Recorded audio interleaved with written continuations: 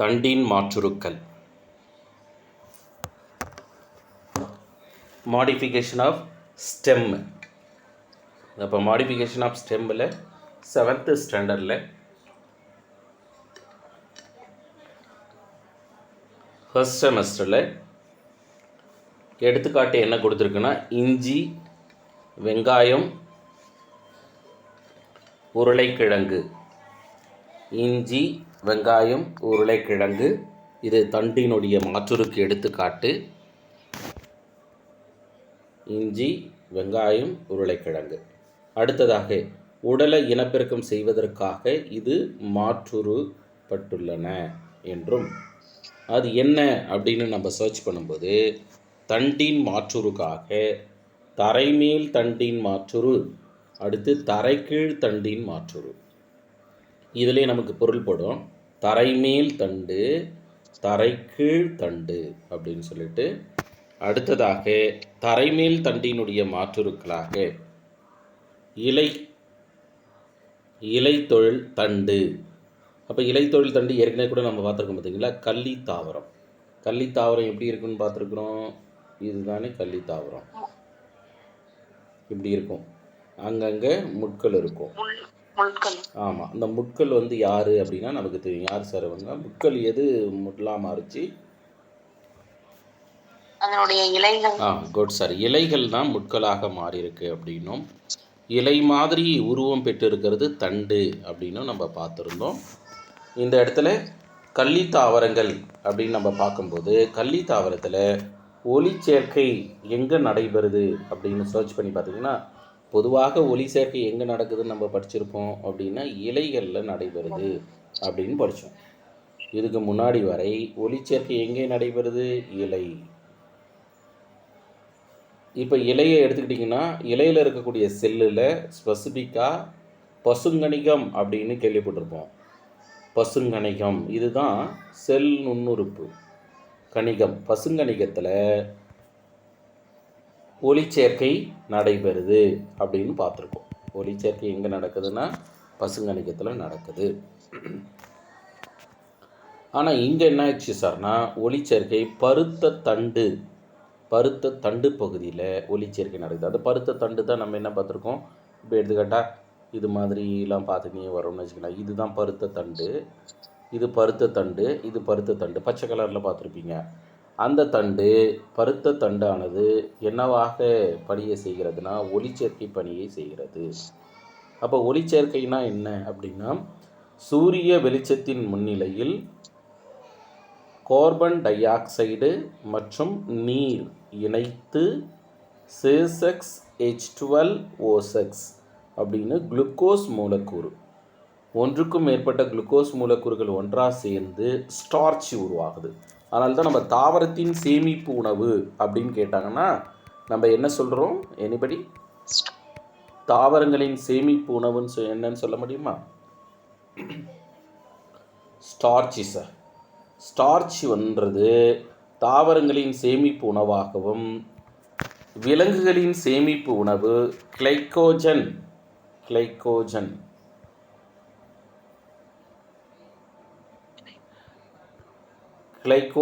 என்பது தாவரங்களின் விலங்குகளின் சேமிப்பு உணவாகும்.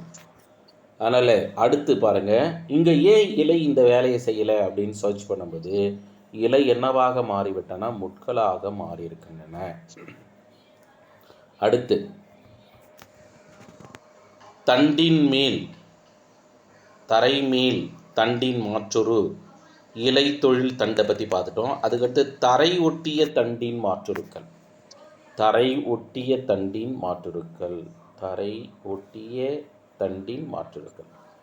சில வகை தாவரங்களில் தண்டுகள் இனப்பெருக்கத்திற்காக மண்ணில் வளர்கின்றன.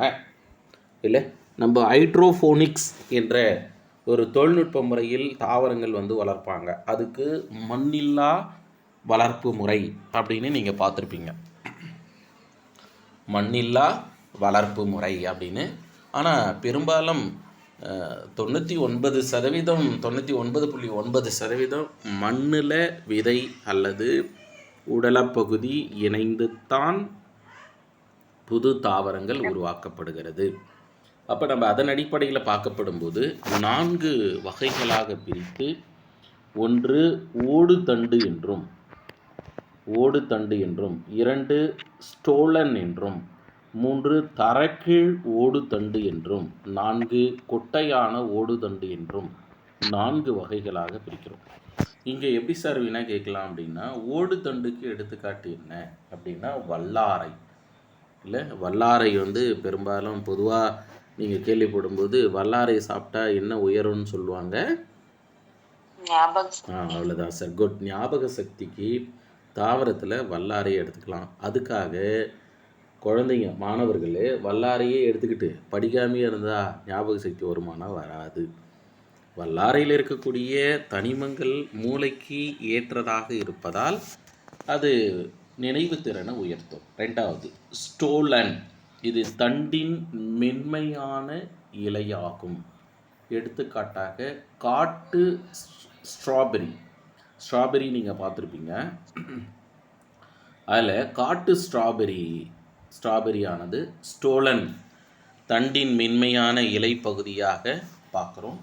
அதற்கு அடுத்ததாக தரக்கீழ் ஓடு தண்டு அல்லது சக்கர்னாலும் தரக்கீழ் ஓடு தண்டுனாலும் ஒன்று தான். சக்கர், SUCKER, சக்கர் அப்படின்னு சொல்லுவோம். சக்கர்னா தரக்கீழ் ஓடு தண்டு. இது சிறிய நலிந்த பக்கவாட்டு கிளை.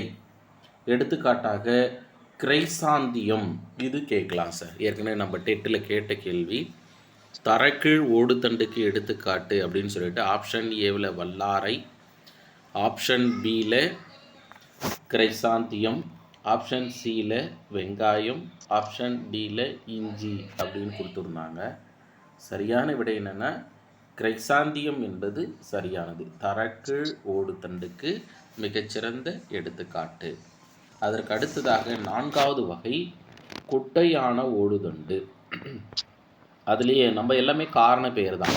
நீங்கள் சயின்ஸ் பொறுத்தளவு எல்லாமே ரீசனாக தான் இருக்கும். நீங்கள் கொஷினை ரீட் பண்ணிங்கன்னா பயாலஜியில் வரக்கூடிய கொஷினை கரெக்டாக நீங்கள் ஆன்சர் பண்ணலாம். ஆனால் என்ன பண்ணணுன்னாக்கா அந்த புரிதல், என்ன புரிதல்னாக்கா அந்த ஒவ்வொரு சொற்களும் எதை சார்ந்து கேட்கப்பட்டிருக்கு அப்படின்ற ஒரு புரிதல் நமக்கு வரணும். என்ன புரிதல் அப்படின்னு சர்ச் பண்ணிங்கன்னா, இப்போ கொட்டையான ஓடுதண்டு அப்படின்னு சொல்லும்போது இங்கே ஓடுதண்டுன்னு சொல்லிட்டோம், முன்னாடி கொட்டைன்ற வார்த்தையை போட்டோம். அப்போ இன்னும் தண்டு கொட்டையாக இருக்கும். அப்போ தண்டு கொட்டையாக இருக்கிறதால ரொம்ப நீண்டு போகாமல் இருக்கிறதுக்கு என்ன காரணமாக இருக்கலாம் அப்படின்னா, தடித்து இருந்துச்சுன்னா, நல்லா குண்டாக ஆக்குறான் பையனாக்கா வளர மாட்டான். இல்லை, லீனாக இருந்தால் தான் குழந்தை நல்லா வளர்ச்சி இருக்கும். 21 வயசில் கிட்டத்தட்ட 6.75 ஆறு 7 ஃபீட் வருவான். சின்ன வயசுலேயே குழந்தை அதிகமாக சாப்பிட்டு உடல் எடை அதிகமாக ஆகிப்போச்சுன்னா வளர்ச்சி குறையும். இதுதான் கொட்டையான ஓடுதண்டுன்றது. தண்டு கொட்டையாகவும் தடித்ததாகவும் இருக்கும். எடுத்துக்காட்டாக வெங்காய தாமரை இதற்கு எடுத்துக்காட்டாக நம்ம பார்க்குறோம். அதனால் ஆசிரியர்களே, இந்த இடத்துல வினா எப்படி கேட்குறாங்க அப்படின்னா, இந்த தரையொட்டிய தண்டின் மாற்றுருவில் 4 வகைகள் இருக்குது. இந்த 4 வகையை ஓடுதண்டு அல்லது ஸ்டோலன் அல்லது தரக்கீழ் ஓடுதண்டு அல்லது கொட்டையான ஓடுதண்டை வினாவாக அமைத்து எடுத்துக்காட்டுகளை கேட்குறாங்க. சில சமயங்களில் எடுத்துக்காட்டை வினாவாக கொடுத்து அது எப்படின்னா, கிரைசாந்தியம் என்கின்ற தாவரமானது கீழ்கண்ட எந்த வகையான தரை ஒட்டிய தண்டின் மாற்றுரு அப்படின்னு கேட்டுட்டு ஆப்ஷன் ஏவில் ஓடுதண்டு, ஆப்ஷன் பியில் ஸ்டோலன், ஆப்ஷன் சியில் தரக்கீழ் ஓடுதண்டு, ஆப்ஷன் டியில் கொட்டையான ஓடுதண்டு அப்படின்னு கேட்குறாங்க. அப்படி கேட்டாங்கன்னா சரியான விடை கிரைசாந்தியத்துக்கு சி ஆப்ஷன் சரியானது, தரக்கீழ் ஓடுதண்டு. அதற்கடுத்து ஆசிரியர்களே, தரக்கீழ் தண்டின் மாற்றுருக்கள். இப்போ ஓடுதண்டை பார்த்தோம். இப்போ ஓடுதண்டை கட் பண்ணிவிட்டு தரக்கீழ் தண்டை பற்றி பார்க்கலாம். இப்போ தரக்கீழ் தண்டுன்னு எடுத்துட்டோம்னா மண்ணில் முழுமையாக புதைந்திருக்கும். யூஸ்வலாக தண்டு மண்ணில் புதைஞ்சிருக்காது, தண்டு மண்ணுக்கு வெளியில் இல்லை. அதனால் இதை நெகட்டிவ் ஜியோட்ரோபிசம் அப்படின்னு படிச்சிருப்போம். நெகட்டிவ் ஜியோட்ரோபிசம் அப்படின்னு. அப்படின்னா பூமிக்கு எதிராக செயல்படக்கூடியது. அதே மாதிரி இதனுடைய வளர்ச்சி பார்த்தீங்க அப்படின்னா வரம்புடையது. அப்படின்னா ஒரு எல்லை இருக்கும். இப்போ நமக்கு வளர்ச்சியினுடைய எல்லை என்னன்னு சொல்ல முடியுமா? எந்த வயசு வளர்ச்சியினுடைய எல்லை?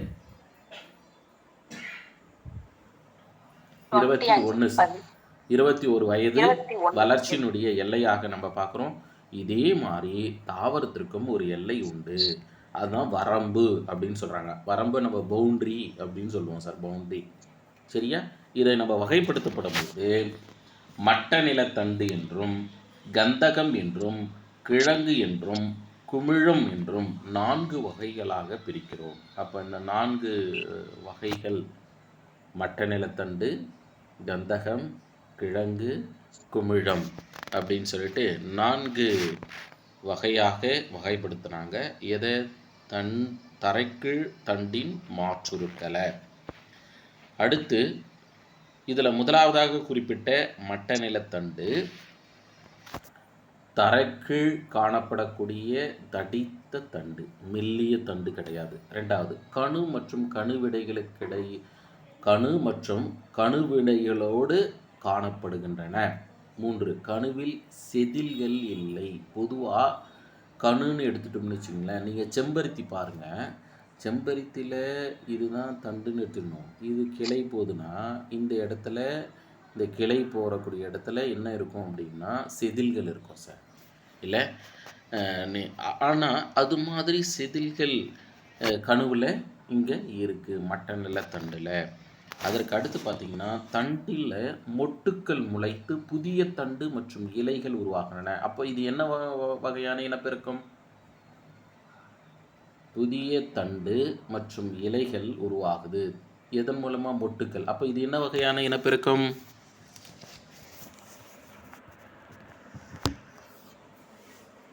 கன்ஃபியூஸாக இருக்கா?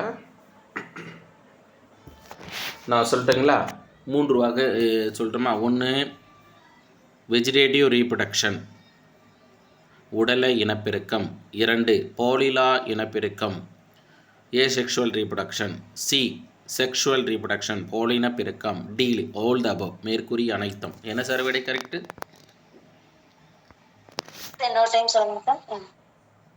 இப்போ மொட்டுக்கள் என்பது உடல வழி இனப்பெருக்கமா, பாலிலா இனப்பெருக்கமா, போலின பெருக்கமா, அல்லது இவை 3மா?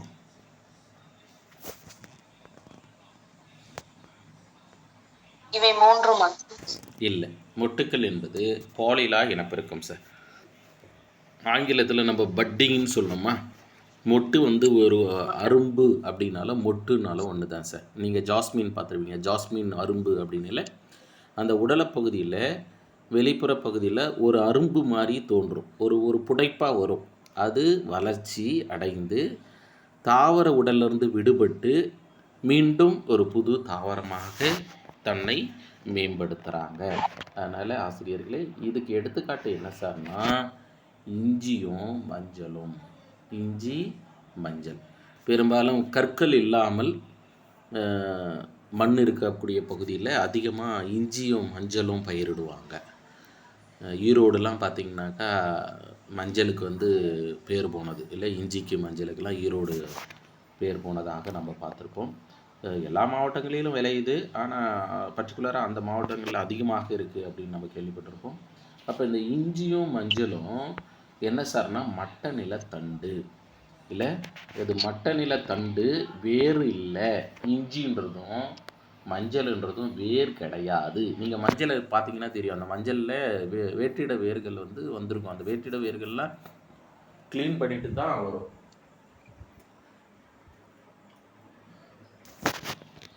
அடுத்ததாக கந்தகம். கந்தகம்ன்றது என்ன வடிவில் சார் இருக்குன்னா வட்ட வடிவில் இருக்கும்.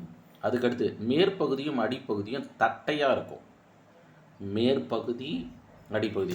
நான் ஒன்று சொல்ல மறந்துட்டேன்.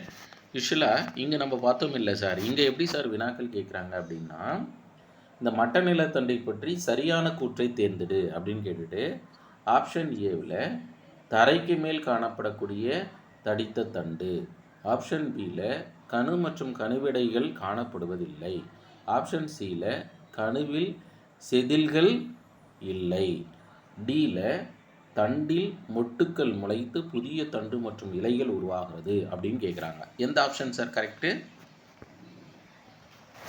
மொட்டுக்கள் குலைந்து புதிய தண்டு அவ்வளோதான் சார். குட். மாற்றம் இல்லை. நம்ம என்ன பண்ணோம்னா இந்த டைப் ஆஃப் கொஷினுக்கு பேர் என்னென்னா ஸ்டேட்மெண்ட் கொஷின் சார்.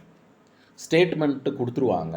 ஸ்டேட்மெண்ட்டை கொடுத்துட்டு ஃபால்ஸு ஸ்டேட்மெண்ட்டு 3 இருக்கும், கரெக்ட் ஸ்டேட்மெண்ட்டு 1 இருக்கும். சில சமயங்களில் 3மே கரெக்டான ஸ்டேட்மெண்ட் இருந்ததுன்னா டி ஆப்ஷனில் ஆல் த அபோவ் அப்படின்னு கொடுப்பாங்க சார். அப்போ இந்த டைப் ஆஃப் கொஷினில் நெகட்டிவும் கொடுக்கலாம், பாசிட்டிவும் கொடுக்கலாம். அப்போ நான் இப்போது கேட்டது என்ன அப்படின்னாக்கா பாசிட்டிவ் கொஷின்ஸு. சில சமயங்களில் மட்ட நிலத்தண்டின் பண்பு அல்லாதது எது அப்படின்னு கேட்டாங்கன்னு வச்சுக்கோங்களேன், அதுக்கு பேர் நெகட்டிவ் கொஷின். அப்படின்னு பார்த்தோம்னா எது பண்பு அல்லாததுன்னாக்கா ஆப்ஷன் ஏ சொன்னதும் இல்லை, ஆப்ஷன் பி சொன்னதும் இல்லை, ஆப்ஷன் டி சொன்னதும் இல்லை. இப்போ நமக்கு புரிதல் வந்திருக்கும்னு நினைக்கிறேன். இது மாதிரி தான் இந்த இடத்துல வினா கேட்குறாங்க சார். அதனால் மட்ட நிலத்தண்டை பற்றி ஒரு புரிதல். அதற்கு அடுத்து சார் கந்தகம். இப்போ கந்தகத்தில் நம்ம ஸ்டேட்மெண்ட்டு கேட்கலாம். கந்தகம்னு நம்ம எடுக்கப்படும் போது இது என்ன வடிவம் அப்படின்னு பார்க்கும்போது வட்ட வடிவம், இதை கோல் வடிவம்னு கொடுத்துடலாம். அடுத்து மேற்பகுதியும் அடிப்பகுதியும் எப்படி இருக்குன்றாங்கன்னா தட்டையாக இருக்குது, அந்த இடத்துல நம்ம என்ன பண்ணலாம், கூர்மையாக இருக்குது அப்படின்னு ஸ்டேட்மெண்ட்டை மாற்றலாம். அடுத்ததாக மட்ட நிலத்தண்டை விட மிகவும் குறுகிய தண்டு. நீங்கள் இஞ்சி மஞ்சளை விட கந்தகம் ரொம்ப சின்னதாக தான் இருக்கும். அதுக்கடுத்தது செதில் இலைகளின் கோணத்திலிருந்து ஒன்று அல்லது பல மொட்டுக்கள், ஒன்று இருக்கலாம் அல்லது பல மொட்டுக்கள் இருக்கலாம் தோன்றி இவை சேய் தாவரமாக மாற்றம் அடைகிறது. எடுத்துக்காட்டாக சேனைக்கிழங்கு, சேப்பங்கிழங்கு. சேப்பங்கிழங்குலாம் நீங்கள் பார்த்துருப்பீங்க, எப்படி இருக்கும்னா சேப்பங்கிழங்கு இதானே சேப்பங்கிழங்கு. சேப்பங்கிழங்கு இது தலைகீழாக போட்டிருக்கிறேன், இது நேராக போட்டிருக்கேன் சார். சரிங்களா, இதுதான் சேப்பக்கிழங்கு. இப்போ சேப்பங்கிழங்கு சேனைக்கிழங்கு எடுத்துக்கிட்டிங்கனாக்கா இது மாதிரி இருக்கும், இது மாதிரி இருக்கும் சேனைக்கிழங்கு இல்லை. சில சமயத்தில்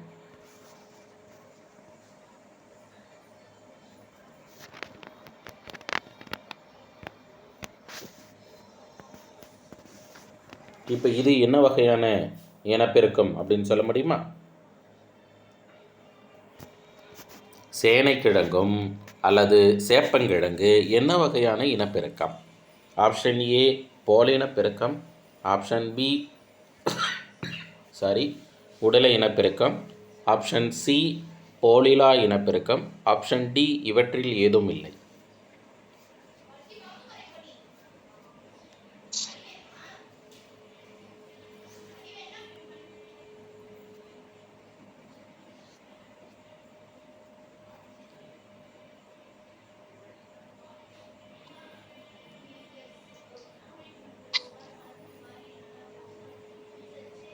சரிங்க சார், என்ன வகையான இனப்பெருக்கம்னா பாலிலா இனப்பெருக்கம். ஏன்னா நம்ம மொட்டுக்கள்னு சொல்கிறோம்ல சார், பட்ஸ் உருவானதும் என்னன்னு நம்ம பார்த்துருக்குறோம் அப்படின்னா பல மொட்டுக்கள் அல்லது ஒரு மொட்டு.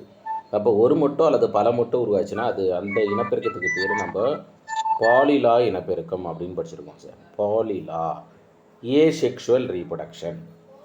சரியா, அதனால் ஏசெக்ஷுவல் ரீப்ரொடக்ஷன் அப்படின்றது தான் இந்த ஒரு மொட்டுக்களோ அல்லது பல மொட்டுக்களோ உருவாகிறது.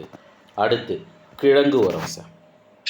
கிழங்கு பார்த்தீங்க அப்படின்னா கிழங்கு என்ன வடிவில் இருக்கலாம், கோள வடிவம். அதுக்கடுத்தது பெரிய தரைக்கீழ் தண்டாகும். நீங்கள் மரவள்ளி கிழங்கு ஆலிவள்ளி கிழங்குன்னு கேள்விப்பட்டிருக்கீங்களா? ஆலிவள்ளி கிழங்கு அல்லது மரவள்ளி கிழங்கு ரொம்ப பருத்து இருக்கும். அதுக்கடுத்ததாக செயலற்ற மொட்டுக்கள் உள்ளன. இவையே கண்கள் எனப்படும். கிழங்கின் ஒரு பகுதி வெட்டி நடுவதின் மூலம் இளம் தாவரங்கள் உருவாகும். எடுத்துக்காட்டாக உருளைக்கிழங்கு.